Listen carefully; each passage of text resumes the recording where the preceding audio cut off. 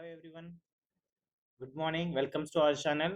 Today ఈరోజు మనం నిన్నటి సియూటి యూజీ 2024 నోటిఫికేషన్ రిలీజ్ చేసింది కదా, దాని గురించి ఒకసారి తెలుసుకుందాము. అయితే దాని ద్వారా మన యూనివర్సిటీ ఆఫ్ హైదరాబాద్లో అడ్మిషన్స్ ఎలా ఉంటుంది అనే విషయంపై మనం మేజర్గా ఫోకస్ చేద్దాం. అయితే దానికి ఎలాంటి ఎలిజిబిలిటీ, ఎలాంటి టెస్ట్లు, ఎలాంటి సబ్జెక్టులు టెస్టులు రాస్తే ఎలాంటి అడ్మిషన్స్ అవకాశం మన యూనివర్సిటీ ఆఫ్ హైదరాబాద్లో ఉందో ఒకసారి చూసుకుందాం. అయితే యూనివర్సిటీ వెబ్సైట్లో ఇప్పటి వరకు ఈ 2024 అడ్మిషన్ ప్రాసెస్ యొక్క ఎలిజిబిలిటీ క్రైటీరియాని పెట్టలేదు. మన 23ది యాజ్ యూజువల్ 99% సేమ్ ఉంటుంది కనుక దాని గురించి ఒకసారి చర్చిద్దాం. ఇది పోయినసారి నోటిఫికేషన్ యొక్క ఎలిజిబిలిటీ క్రైటీరియా.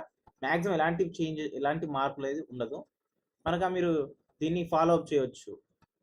అయితే ఇక్కడ చూడండి, ఇప్పుడు సైన్స్ ఇంట్రెస్ట్ వాళ్ళకి నేను ఒకటే సజెస్ట్ చేస్తాను, 4 సబ్జెక్టులు అనేది టెస్ట్ రాయాల్సి వస్తుంది. ఏంటివి? Biology, maths, physics, chemistry.